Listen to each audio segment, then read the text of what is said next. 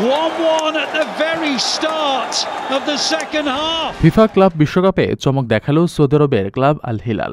বর্তমান champion Manchester সিটিকে 4-3 গোলে হারিয়ে টুর্নামেন্টের কোয়ার্টার ফাইনালে জায়গা করে নিয়েছে তারা।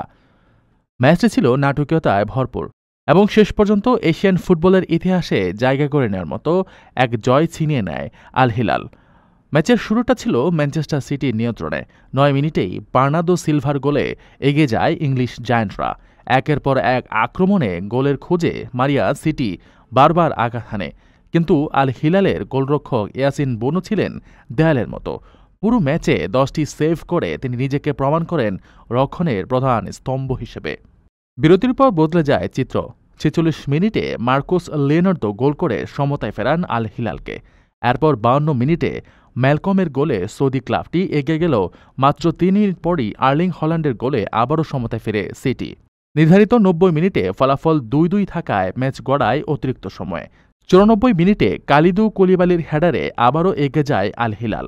104 মিনিটে ফিল ফোডেন গোল করে ম্যাচে ফেরান সিটিকে। তবে শেষ হাসি হেসেছে আল হিলালি। 112 মিনিটে লিওনার্দো নিজের দ্বিতীয় গোল করে স্কোরলাইন 4-3 করেন, যা শেষ পর্যন্ত ম্যাচের জয়সূচক গোল হয়ে দাঁড়ায়। এই জয়ে আল হিলাল শুধু কোয়ার্টার ফাইনালেই ওঠেনি, রচনা করেছে ইতিহাসও। এটি ইউরোপীয় দলের বিপক্ষে কোনো এশিয়ান ক্লাবের প্রথম জয় ফিফা ক্লাব বিশ্বকাপে। এবার কোয়ার্টার ফাইনালে আল হিলালের প্রতিপক্ষ ব্রাজিলিয়ান ক্লাব ফ্লুমিনেন্স। ম্যাচটি শুরু হবে শুক্রবার বাংলাদেশ সময় রাত 1টায়।